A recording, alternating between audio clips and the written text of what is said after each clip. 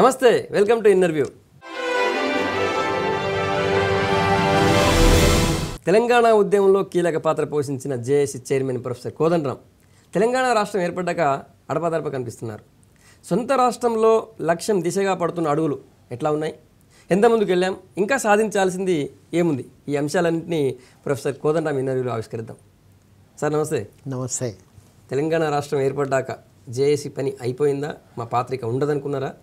ఎట్లా ఉంది మీ జేఏసీ? కనిపించకుండా ఎందుకు పోయింది?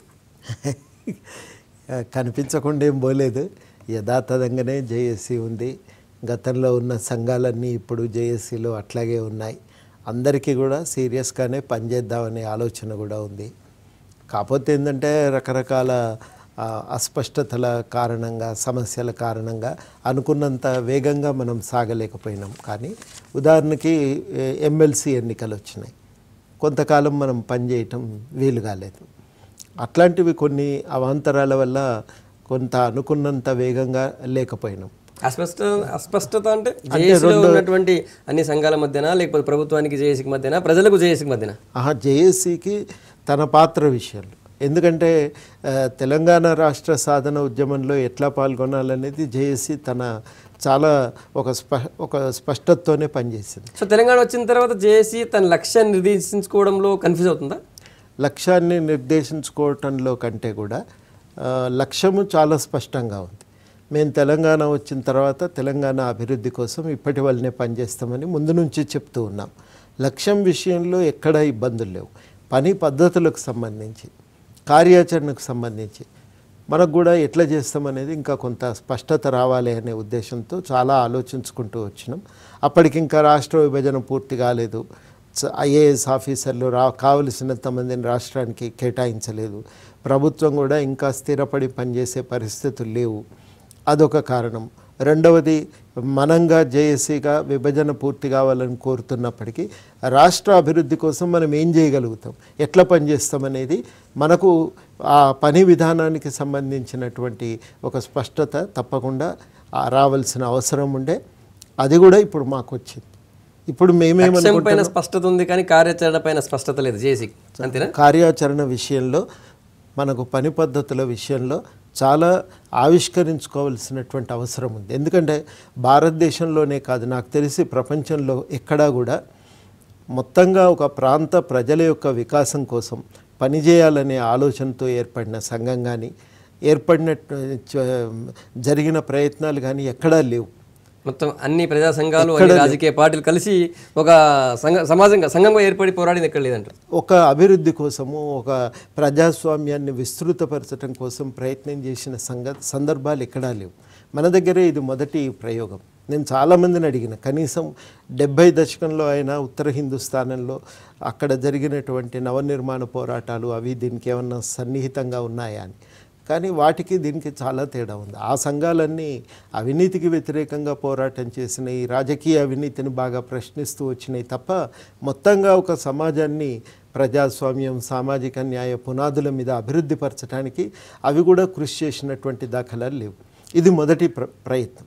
మరి ఇట్లాంటి ప్రయత్నం చేసేటప్పుడు లక్ష్యం అయితే స్పష్టంగా ఉంది, తెలంగాణ అభివృద్ధి చెందాలి, ప్రజాస్వామ్యం, సామాజిక న్యాయం అనే 2 అంశాల పునాదిగా ఈ అభివృద్ధి కోసం పనిచేస్తామని ముందు నుంచి చెప్పినాం. కాబట్టి లక్ష్యం విషయంలో మనకి ఎక్కడా అనుమానాలు లేవు. కానీ ఎట్లాంటి పని పద్ధతులను మనం ఎంచుకుంటాం అనేది ఆలోచించుకోవాల్సిన అవసరం ఉంది. ఆ పని పద్ధతుల విషయంలో ఇప్పుడు మాకు ఒక స్పష్టత ఉంది. మేమేమనుకుంటున్నామంటే ఇప్పుడు ఉంది, ఇన్నాళ్ళు లేదు. ఇన్నాళ్ళతో జరిగినటువంటి చర్చలు, ఇన్నాళ్ళు జరిగిన చిన్న చిన్న కార్యక్రమాలు, వాటన్నింటి ఫలితంగా ఇవాళ మేము ఒక స్పష్టతకు రాగలిగినాం. ప్రధానంగా ఏమనుకుంటున్నామంటే సమాజంలో ఉండే కీలకమైనటువంటి కొన్ని ప్రజలు ఎదుర్కొంటున్న కీలకమైన సమస్యలపైన దృష్టి పెట్టి వాటి పరిష్కారం కోసం మార్గాలను అన్వేషించి వాటిని రూపకల్పన చేసి ప్రభుత్వం ముందు పెట్టాలి, ప్రజల ముందు పెట్టాలి. ఆ మార్గాలను విస్తృతంగా ప్రచారం చేయాలి అనేది అలా జేఏసీగా ఎంచుకున్నటువంటి లక్ష్యం.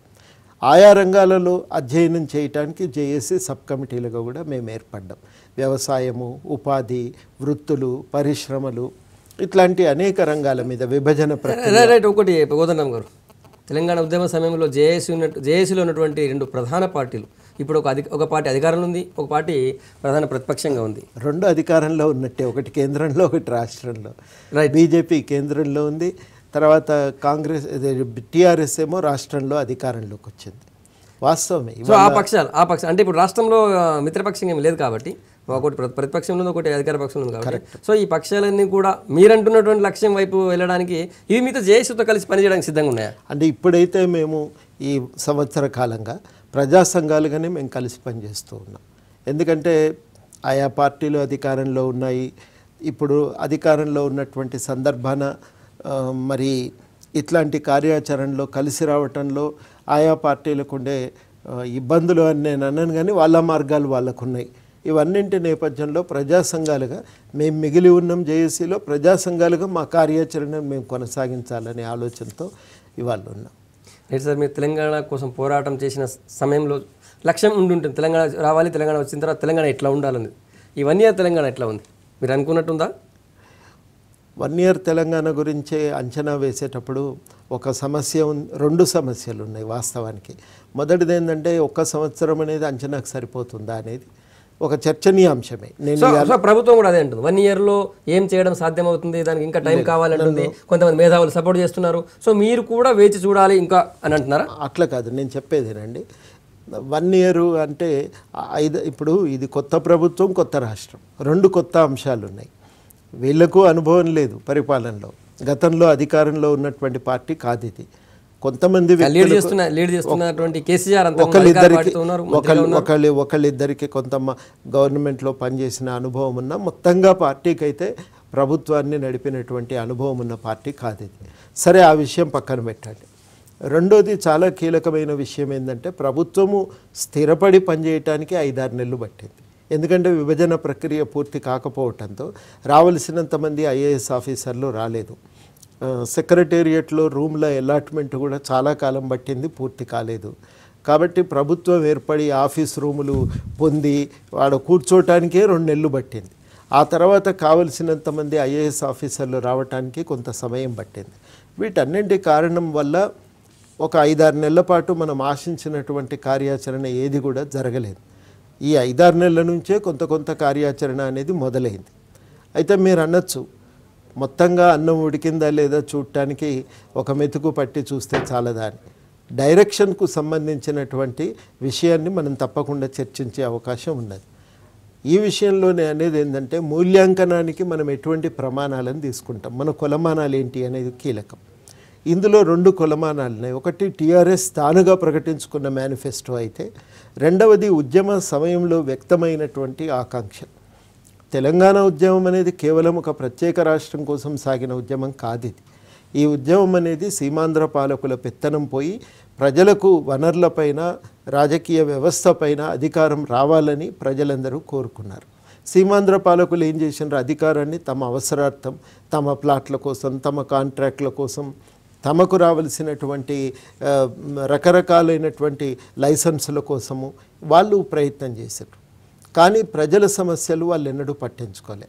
ఈ ప్రభుత్వం పోయి ఆంధ్ర పెత్తనం పోతే తప్పకుండా తెలంగాణలో ఒక కొత్త తెలంగాణ ప్రత్యేక రాష్ట్రంగా ఏర్పడితే ఈ ప్రభుత్వము వనరులు ప్రజలకు ఉపయోగపడాలనే, తెలంగాణ ప్రజల జీవన ప్రమాణాలు బాగుపడతాయి, మీ అందరి సమస్యలు తీరిపోతాయని చెప్పారు కదా. అట్లాంటి ఒక మార్పు వస్తుందనే ఆశతోనే తెలంగాణ కోసం పోరాటం జరిగింది. వీటన్నింటి ఫలితంగా ఒక మంచి మార్పు ఏం జరిగింది అంటే, తెలంగాణలో ఇవాళ దేశంలో ఎక్కడా లేని విధంగా సంక్షేమం అనేది ప్రధాన అంశంగా, ప్రజల యొక్క బతుకుదెరువు అనేది ప్రధాన అంశంగా ఎజెండా మీదకి వచ్చినాయి. అదృష్టం కొద్దీ టీఆర్ఎస్లో కానీ, అటు ప్రధాన ప్రతిపక్షమైన కాంగ్రెస్ కానీ వీటిని జోడించుకున్నాయి తమ మేనిఫెస్టోలో. అందువల్ల ఇది ఒక కీలకమైన మార్పు, దానంతటదే ఇది ఒక కీలకమైన మార్పుగా నేను చూస్తూ ఉన్నా. రెండవది, తెలంగాణ వచ్చిన తర్వాత ఇవాళ మొదటిసారి జరుగుతున్నటువంటి ఒక ప్రయత్నము, మరి సరే సంక్షేమ కార్యక్రమాలు పక్కన పెడితే చెరువుల పునరుద్ధరణ అనేది నా దృష్టిలో ఒక కీలకమైనటువంటి పరిణామం. అదేవిధంగా దళితులకు 3 ఎకరాల భూమి ఇస్తాననటం కానీ, ఇవి కొన్ని కీలకమైన పరిణామాలు చోటు చేసుకున్నాయి. విద్యా వైద్యం గవర్నమెంట్ సెక్టార్లోనే ఉండాలనే ఆలోచన కానీ, ఇవన్నీ కూడా చాలా మంచి పరిణామాలు. జరగవలసింది ఏంటి అనే ప్రశ్న సీరియస్గా వేసుకుంటే, మొదటిది ఈ ప్రకటనలు అమల్లోకి రావాలి. రెండవది కొన్ని కీలకమైనటువంటి రంగాల్లో ఇప్పటికీ కూడా ఒక విధాన ప్రకటన రాలేదు. అందులో నా దృష్టిలో మొట్టమొదటిది వ్యవసాయ రంగం. ఇంతవరకు సీరియస్గా ఆలోచన చేసి, ఎందుకంటే భారతదేశంలో అంతటా కూడా హరిత విప్లవాన్ని నీళ్లు తక్కువ ఉన్న ప్రాంతాల మీద రుద్దటం వల్లనే ఒక సంక్షోభం తలెత్తింది. ఆ సంక్షోభాన్ని దృష్టిలో పెట్టుకొని తెలంగాణ తన పరిస్థితులకు తగ్గట్టుగా తాను ఒక వ్యవసాయాన్ని రూపొందించుకోవాలి, దాన్ని పెంపొందించాలి. ఇలా జాతీయ స్థాయిలో జరిగిన అధ్యయనాలు ఏం చెప్తున్నాయంటే 89% తెలంగాణ రైతులు ఇలా అప్పుల బారిన పడి ఉన్నారు. తెలంగాణలో వ్యవసాయం తప్ప వ్యవసాయ అనుబంధంగా ఏ ఒక్క కార్యాచరణ లేదు. వ్యవసాయం నుంచి వచ్చేటువంటి ఆదాయం ఆంధ్ర ప్రాంతంతో పోలిస్తే సగం ఉన్నది ఇక్కడ.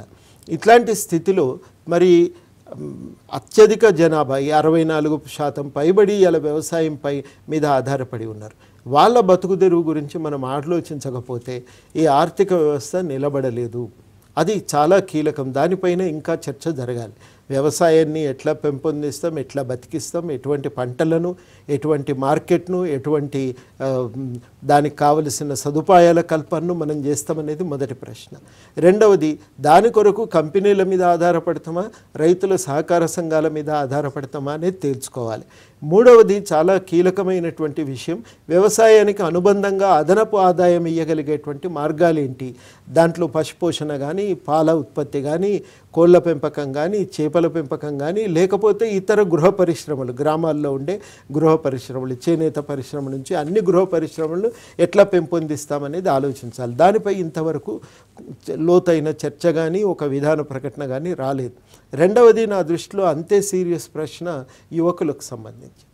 చాలా వరకు 10th ఇంటరు ఫెయిల్ అయినటువంటి యువకులందరూ కూడా మరి ఇలా ప్రత్యామ్నాయ ఉపాధి కోసం చూస్తున్నారు. వ్యవసాయం తిండి పెట్టే పరిస్థితిలో లేదు, చేతి వృత్తులు చితికిపోయినాయి. ఏం చేయాలి అనేది ఎవరికి దిక్కుతోచని స్థితి. డిగ్రీనో పీజీనో పూర్తయినటువంటి వాళ్లకు గత 15 సంవత్సరాలుగా నోటిఫికేషన్లు లేవు. తెలంగాణ వస్తే ఏదో ఒక నోటిఫికేషన్ అనేటువంటి ఆశ ఉంది. ఈ 2 రంగాలకు సంబంధించి చర్చ జరగాలి. యువతకు సంబంధించి ఉపాధి కల్పనపై లోతైన చర్చ జరగవలసినటువంటి అవసరం ఉంది. నా దృష్టిలో కొంత మంచి జరిగింది, ఇంకా కొంత అసంపూర్తిగా మిగిలిపోయి ఉంది అని చెప్పి నేను భావిస్తూ ఉన్నా. అది ఈ 2 రంగాలపై ప్రత్యేకించి చాలా లోతుగా మొత్తం సమాజం దృష్టి పెట్టవలసిన అవసరం ఉన్నది. దానిపై చాలా సీరియస్గా మనం ఒక కార్యాచరణ గురించి ఆలోచించాల్సిన అవసరం ఉన్నది. ఈ సమస్యలను తెలంగాణ పరిష్కరించుకోలేకపోతే చాలా తీవ్రమైన ఆర్థిక ఇబ్బందులు తలెత్తుతాయి. ఒకటి, ఇద్దరు మీరు 2 రంగాల్లో కూడా అటు రైతులు చనిపోతే గవర్నమెంట్ పట్టించుకోలేదు, కనీసం వాళ్ళకు అండగా ఉంటామని భరోసా ఇవ్వలేదని చెప్పి ప్రతిపక్షాలు అంటే మన రాహుల్ గాంధీ వచ్చారు. తర్వాత యువకుల విషయానికి వచ్చినట్టయితే ఇప్పటివరకు నోటిఫికేషన్ లేదు, ఇంకా వీళ్ళు మాటలు చెప్తున్నారు, లేదంటే ఇంకా పూర్తి స్థాయిలో విభజన జరగలేదని చెప్పి అధికారులను విభజనకు సంబంధించిన అంశాన్ని చెప్పి తప్పించుకుంటున్నారు యువకులు అంటున్నారు. సో ఈ విషయంలో గవర్నమెంట్ ఫెయిల్ అయింది అన్నట్టేనా మీరు చెప్పింది? పాసు ఫెయిలు అనే చర్చల్లోకి పోయి గందరగోళపడటం కంటే ఈ విషయాలపై విధానం రావాలి అని ఖచ్చితంగా మొత్తం సమాజం నిర్ణయించుకోవటం చాలా అవసరం. దానికోసం మొత్తం సమాజం ప్రయత్నం చేయటం చాలా అవసరమని మాత్రం నేను చెప్పగలను. మన భవిష్యత్తు మన యువకులు, మన ప్రతిరూపమే కదా యువకులు, మన భవిష్యత్తే వాళ్ళు కదా, వాళ్ళ కోసమే కదా మనం ఇంతకాలం పోరాటం చేసింది. కాబట్టి వాళ్ళ గురించి, వాళ్ళ మంచి చెడు గురించి మనం ఆలోచించుకుందామని నేను ఈ సందర్భంగా ఖచ్చితంగా చెప్పదలుచుకున్నా. ఎక్కువ బాధ్యత ప్రభుత్వం మీద ఉంటుంది. అంత మాత్రం చేత మనమందరం కూడా మాకేం సంబంధం లేదు, నువ్వు చేస్తావా చేయవా అని మేమేమంటలేం. మా ప్రయత్నం మేము కూడా చేస్తాం. మేము కూడా ప్రత్యామ్నాయాలతో రాదలిచినాం, సమాజం ముందు ఉంచుతాం, మాకు తెలిసింది మేము చెప్తాం. అట్లాగే అందరూ కూడా ఒక ప్రయత్నం చేయాలని నేను భావిస్తూ ఉన్నా. రాహుల్ గాంధీ గారు రావటం మంచిది. ఇష్యూ హైలైట్ అవ్వటం కంటే, నువ్వు ఆ కోణం గురించి చూడటం కన్నా కూడా ఒక పెద్ద మనిషి వచ్చి భరోసా కల్పిస్తే ధైర్యం వస్తుంది కదా. ఆత్మహత్యలు దానివల్ల ఆగితే చాలా మంచిది. కానీ కాంగ్రెస్ పార్టీ మీద కూడా ఒక బాధ్యత ఏముంది అని అంటే, ఒక ప్రత్యామ్నాయ వ్యవసాయ విధానాన్ని నువ్వు ప్రతిపాదించాలి. ఇవాళ గ్రీన్ రెవల్యూషన్ వ్యూహం అనేది ఫెయిల్ అయిపోయింది. చాలా ప్రాంతాలకు అది పనికిరాదని తేలిపోయింది. ముఖ్యంగా తెలంగాణ లాంటి నీటి ఎద్దడి ఉన్నటువంటి ప్రాంతాల్లో, బోర్ల మీద ఆధారపడి వ్యవసాయం చేసేటువంటి ప్రాంతాల్లో ఒక వ్యవసాయ విధానం అనేది రావాల్సి ఉంది. ఆ విషయమై కాంగ్రెస్ పార్టీ చొరవ తీసుకొని జాతీయ స్థాయిలో ఒక ప్రయత్నం కొనసాగించవలసిన అవసరం ఉంది. రాహుల్ గాంధీ గారు మొన్నటి ప్రయత్నంతో ఆపకుండా జాతీయ స్థాయిలో నేను కోరుకుంటున్న విధంగా ఈ ప్రయత్నాన్ని కొనసాగిస్తే ఇంకా ఉపయోగకరంగా ఉంటుందని కూడా నేను భావిస్తూ ఉన్నాను. ఇంకొకటి యువకులు ఉద్యోగాల గురించి మాట్లాడాము. ఈ ఓయూకు సంబంధించి ఓయూ ల్యాండ్ ఏదో 11 ఎకరాలు తీసుకుంటారని చెప్పి ఓయూలో బాగా గొడవ అవుతుంది. ఎట్లా చూస్తారు ఈ విషయం? యూనివర్సిటీలకు బయట చాలా ఒక అపోహ ఏమున్నదంటే యూనివర్సిటీకి చాలా ల్యాండ్ ఉంది అని. నిజానికి మునుపటి ఉస్మానియా యూనివర్సిటీ కాదది, చాలామందికి తెలియని విషయం అది. ఉస్మానియా యూనివర్సిటీకి నిజాం సర్కారు 3000 ఎకరాలు ఇచ్చింది. 3000 ఎకరాలు ఇస్తే అందులో చాలా భూమి ఇతర సంస్థలకు ఇచ్చిండ్రు. అవసరం ఉంది, ఇంత యూనివర్సిటీకి ఉపయోగించుకోలేకపోవచ్చునని భావించి చాలా భూమిని ఇతర సంస్థలకు, ఉదాహరణకు ఆర్ఆర్ ల్యాబ్స్, సిసిఎంబి, అదేవిధంగా ఎన్ఐఎన్, ఇఫ్లు, వీటన్నింటికి కూడా చాలా స్థలం ఇవ్వటంతో ఇవాళ 500-600 కంటే ఎక్కువ ఉస్మానియా యూనివర్సిటీలో లేదు. అందులో దూరదర్శన్ కొంత ఇచ్చిండ్రు, సత్యసాయి ఇన్స్టిట్యూషన్, ఇట్లా చాలా సంస్థలకు, ఆర్టీసీ హాస్పిటల్, హ్యూడా కాంప్లెక్స్, ఇవన్నింటినీ సరే ప్రజోపయోగమైనటువంటి సంస్థల ఏర్పాటు, విద్యకు అనుబంధమైనటువంటి సంస్థలు ఒక ఆర్టీసీ హాస్పిటల్ తప్ప, అది ఎమర్జెన్సీ కాలంలో జరిగింది. మిగతావన్నీ దీనికి అనుబంధమైనటువంటి, విద్యకు అనుబంధమైనటువంటి వ్యవస్థలకు కొంత జాగా కేటాయించింది. అది పోగా ఇప్పుడు ఉన్నటువంటి యూనివర్సిటీ స్థలంలో క్వార్టర్సు, తర్వాత యూనివర్సిటీ కాలేజీల బిల్డింగులు, తర్వాత హాస్టళ్ళు, ఇవన్నీ పోను మీకు ఎక్కడ కూడా జాగ లేదు. చాలామంది ఏమనుకుంటున్నారంటే అక్కడెక్కడో జాగ ఉంది అని. అంతటి అందుబాటులో ఉండేటువంటి జాగా ఒక్క దగ్గర ఎక్కడ కూడా అందుబాటులో లేదు. ఇక మిగిలి ఉన్న జాగాలు మీరు చూస్తే ఏ కోణమైనా చూడండి, ప్రతి దగ్గర ఏదో ఒక ఇన్స్టిట్యూట్ ఉంది. మీరు చాలామంది అనుకోవచ్చు అటు హబ్షిగూడ వైపు వెళ్తుంటే అదంతా ఖాళీ స్థలమే కదా అని. ఆడ ఒకవైపు ఈ జెనెటిక్ ఇన్స్టిట్యూట్, మన బాటనీకి సంబంధించినటువంటి గార్డెన్స్ ఉన్నాయి. తర్వాత అక్కడ రవీంద్ర భారతి ట్యాగోర్ ఆడిటోరియం ఉంది. ఆ వెనకాల ఎగ్జామినేషన్ సెంటర్ ఉంది. ఇటు వస్తే అమెరికన్ రీసెర్చ్ సెంటర్ ఉంది, ఐపీఈ ఉంది. మీకు ఎక్కడా లేదు. అటు సైడ్కు వెళ్తే కొంత వెనకటి నుంచి యూనివర్సిటీలో గుడిసెలు వేసుకొని నివసిస్తున్నటువంటి వాళ్ళు ఉన్నారు. మొట్టమొదట ఏంటంటే యూనివర్సిటీలో ఏదో చాలా జాగా మిగిలిపోయింది, ఆ జాగా ఇంకా కొంత తీయొచ్చు అంటే ఉన్నప్పుడు తీసుకున్నారు. ఎవరు దానికి ఆ రోజుల్లో అభ్యంతరం చెప్పలేదు. ఇవాళ మాత్రం అది సాధ్యమయ్యే పరిస్థితి లేదు. కాబట్టి యూనివర్సిటీలను, ఈ విషయాల్లో యూనివర్సిటీలను నుంచి మనకు కొంత కావలసిన జాగా దొరుకుతుంది అనేటువంటి ఆలోచన కూడా సరి అయింది కాదు. ఉన్న జాగాలనే జాగ్రత్తగా కాపాడితే భవిష్యత్తు ఎక్స్పాన్షన్కి ఈ స్థలాలను మనం జాగ్రత్తగా ఉపయోగించుకునేటువంటి అవకాశం కూడా ఉంది. కాబట్టి ఇల్లు కట్టడం ఎంత ఉదాత్తమైనటువంటి కార్యక్రమం. నా మట్టుకు నేనైతే హైదరాబాదులో స్లమ్స్ గురించి ఎవరూ ఆలోచించట్లేదు. గత ముఖ్యమంత్రులు ఎవరూ చేయని పని ఈసారి ఈ ప్రభుత్వం ప్రధానంగా స్లమ్స్కు ప్రాధాన్యతనిచ్చి మంత్రులు, ముఖ్యమంత్రితో యుక్తంగా అందరూ ఎమ్మెల్యేలు, కేంద్ర మంత్రులు అందరూ పోయి ఆ స్లమ్స్లో కూర్చోవటం అనేది ఒక మంచి కార్యక్రమంగానే నేను భావిస్తూ ఉన్నా. వాళ్ళకు మంచి ఇండ్లు రావాలి, మంచి వస్తువులు రావాలి. కానీ ఈ అనవసరమైన పోటీ ఈ రెంటి మధ్యన ఉండకూడదని కూడా నేను భావిస్తూ ఉన్నా. తప్పకుండా వాళ్ళ ఇళ్ళ కోసం స్థలాలను వెతికే ప్రయత్నం ఏదన్నా ఉంటే మాలాంటి వాళ్ళం మేము కూడా ప్రయత్నం చేస్తాం, అధ్యయనం చేస్తామని కూడా చెప్పదలిచాం. కోదండరాం గారు, తెలంగాణ ఉద్యమంలో జేఏసీ, టీఆర్ఎస్ రెండు కూడా జోడెద్దులాగా కలిసి ఉద్యమం చేశాయి. మరి ఇప్పుడు తెలంగాణ రాష్ట్రం వచ్చిన తర్వాత ప్రభుత్వానికి మీరు సలహాలు, సూచనలు ఇవ్వట్లేదా? మీరు ఇస్తే వాళ్ళు తీసుకోవట్లేదా? ఇప్పుడు మేము ప్రజాస్వామ్యాన్ని ఎంచుకోవటానికి, దాన్ని పరిరక్షించడానికి, పటిష్టం చేయడానికి పనిచేసేటువంటి సంస్థ. మా పద్ధతుల్లో మేము ఎప్పుడు ప్రభుత్వానికి చెప్పవలసిన విషయాలన్నీ చెప్తూనే ఉన్నాం. కొన్నిసార్లు ప్రత్యక్షంగా మంత్రులను కలిసి చెప్తున్నాం, కొన్నిసార్లు అధికారులతో కలిసి మాట్లాడుతూ ఉన్నాం, కొన్నిసార్లు ఆ పార్టీకి సంబంధించినటువంటి నాయకులను కలిసి వారి దృష్టికి విషయాలన్నింటినీ తీసుకుపోతున్నాం. తప్పకుండా చాలా విషయాలపై మేము చెప్పదలుచుకున్నది చేరవేసే ప్రయత్నం జరుగుతూనే ఉన్నది. ఒకటి, ప్రొఫెసర్ కోదండరాం నాయకత్వంలో ఒక కొత్త పార్టీ వస్తుందని, దానికి ఒక సామాజిక వర్గం దానికి అండగా ఉండబోతుందని చెప్పి బాగా చర్చ జరుగుతుంది. కొత్త పార్టీ పెడుతున్నాడా ప్రొఫెసర్ కోదండరాం? కోదండరాం పార్టీ పెట్టాడు. చాలాసార్లు నేను ఈ విషయం మీద చెప్పిన. తర్వాత రెండవ చాలా ముఖ్యమైనటువంటి విషయం ఏంటంటే, ఎప్పుడు కూడా ఒక ఆధిపత్య శక్తులు అనేవి పార్టీ పెట్టడము, ఒక వర్గంగా తయారవటము అది సరి అయినటువంటిది కాదు. బలహీనమైనటువంటి వర్గాలు ఒక సమూహంగా, సంఘంగా, ఒక పార్టీగా ఏర్పడటం చాలా అవసరం, వాళ్ళ హక్కుల సాధన కోసం, వాళ్ళ అభ్యున్నతి కోసం. అట్లాంటి ప్రయత్నం ఎప్పుడు కూడా ప్రజాస్వామ్యంలో కానీ, నిజానికి మొత్తంగా సమాజ పురోభివృద్ధి రీత్యా, సామాజిక మార్పు రీత్యా అవసరం. అట్లాంటి ప్రయత్నాలు ఎప్పటికైనా హర్షిస్తాం, కీర్తిస్తాం, సహకరిస్తాం. కానీ అంతకు మించి ప్రత్యామ్నాయమైనటువంటి ఇంతకుముందు నేను చెప్పిన కదా, ఏదో కొంతమంది మనం ఇప్పటి వరకు పెత్తనం ఉంది దాన్ని కాపాడుకోవటానికి ప్రయత్నం చేస్తామంటే అది సరి అయినటువంటి ఆలోచన కాదు. ప్రజాస్వామ్య వ్యతిరేకమైన ఆలోచన. అట్లాంటి వాటితో నేను ఎన్నడూ సహకరించలేదు, సహకరించను. రైట్. కేసీఆర్తో పూర్వంలాగే మీకు సంబంధాలనే?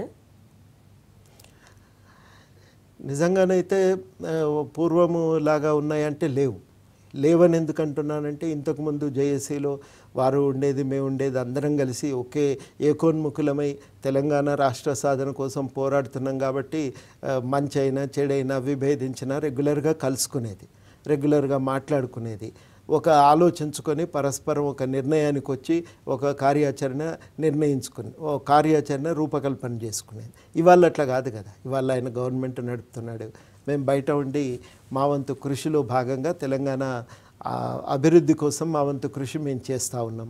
కాబట్టి మునుపట్లాగా కలవటము కుదరదు, మునుపట్లాగా ఇద్దరం ఒకచోట కూర్చొని అన్ని విషయాలు మాట్లాడుకొని ఏకోన్ముఖులుగా మునుపట్లాగా సాగటము అవకాశం ఉండకపోవచ్చు.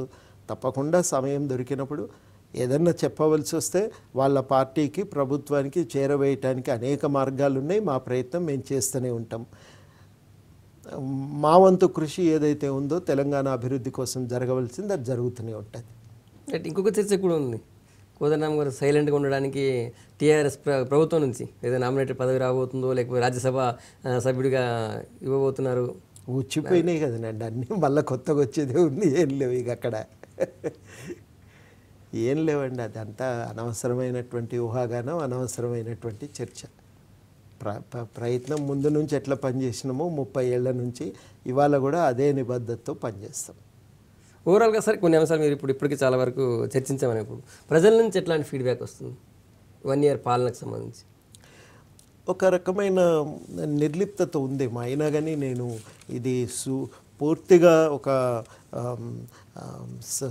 విస్తృతంగా స్టడీ చేయలేదు కాబట్టి నేను చెప్పలేను. కొంత ఇంకా అధ్యయనం చాలా అవసరం. లేకుండా మాట్లాడకూడదు, ఎప్పుడు కూడా గాలివాటంగా మాట్లాడితే మంచిది కాదు. నేను కలిసి నలుగురిని చూసి వాళ్ళు చెప్పిన అభిప్రాయమే మొత్తం ప్రపంచ అభిప్రాయం అనుకొని చెప్తే కూడా తప్పవుతుంది. నేను పెద్దగా మూల్యాంకనం చేయలేదు. ఏమనుకుంటున్నారని కారణం కూడా ఉన్నది. మేమేమనుకుంటున్నామంటే ప్రధానంగా మనం ఏం చేయాలనేది ఆలోచిద్దామని, దాని విషయమే మేము ఎక్కువ వరకు ప్రజలతో చర్చ చేసినాం. మేము అనుకున్నాం అభివృద్ధిలో మనం పని చేయగలం, మనకు పాత్ర ఉంది, ఆ పాత్ర మనం చేసుకుంటూ పోదాం. దాని విషయం పెట్టినంత దృష్టిగా మేము మిగతా విషయాలపై పెట్టలేదు. నిజంగా కూడా ఇది ఒక వాస్తవం.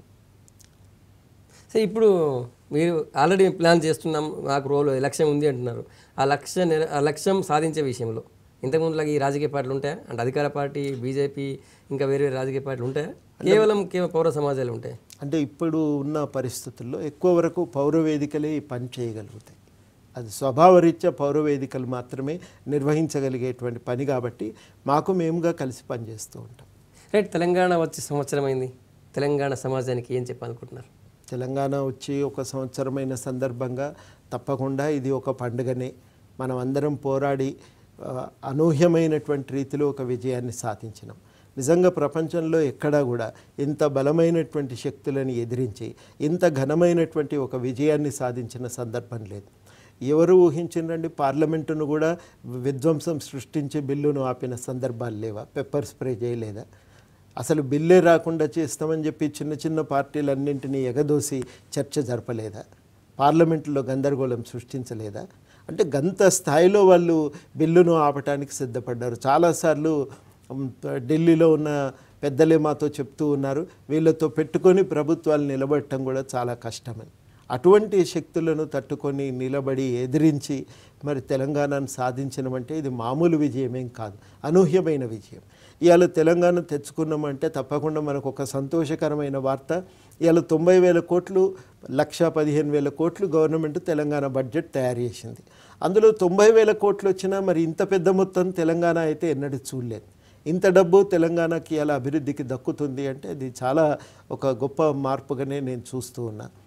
చాలా కీలకమైందంటే తెలంగాణ సంస్కృతి పరిరక్షణ కోసం ఇదివరకెన్నడూ ఈ ప్రయత్నాలు జరగలేదు. చాలా ఈ భాష సంస్కృతి పరిరక్షణ కోసం, ఇక్కడ చరిత్ర పరిరక్షణ కోసం జరుగుతున్నటువంటి ప్రయత్నం ప్రజల యొక్క అస్తిత్వాన్ని ఇంతగా కాపాడుకోవటానికి. ఢిల్లీలో బతుకమ్మది రిపబ్లిక్ డే సందర్భంగా ఒక వాహనం అక్కడ నడిచింది అంటే అది తెలంగాణ ప్రజల యొక్క ఆత్మగౌరవానికి ప్రతిబింబంగానే చూడవలసినటువంటి అవసరం. ఇవన్నీ కూడా చాలా కీలకమైనటువంటి మార్పులని నేను భావిస్తూ ఉన్నా. తప్పకుండా ఇంతటితో సంతృప్తి చెందకుండా ప్రజలందరి జీవితంలో వెలుగు నిండే విధంగా ఈ సమాజం ఇంకా ముందుకు నడవలసినటువంటి అవసరం ఉంది. సాధించిన విజయాలను గుర్తుపెట్టుకుంటే సాగవలసినటువంటి లక్ష్యాల వైపు ఉత్తేజంతో బలంతో ముందుకు పోగలుగుతాం. అందుకని అందరికీ మేము కోరేది ఒకటే, సాధించిన విజయాలను గుర్తు చేసుకుందాం, సాధించవలసినటువంటి లక్ష్యాల వైపు ప్రయాణం చేద్దాం.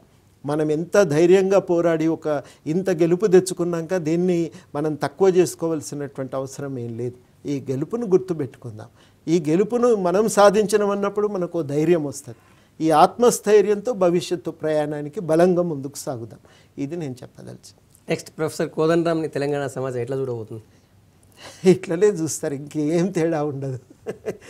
ఏం తేడా ఉన్నా అది తెలంగాణ సమాజ హితం కోరి మేము ఏదైనా చేసినాం ఇంతవరకు. కానీ మిగతావి ఏవి కూడా వ్యక్తిగతమైనటువంటి నిర్ణయాలు అనేవి ఉండవు. ఏవైనా సమాజ హితం కోరి సమిష్టిగా అందరం కలిసి చేసిన నిర్ణయాల ప్రకారమే గతంలో పనిచేసినాం, భవిష్యత్తులో కూడా పనిచేస్తాం. Thank you sir. Thank you. ఇది JAC chairman professor Kodandaram interview. వచ్చే వారం మరొకరితో కలుద్దాం. Stay tune.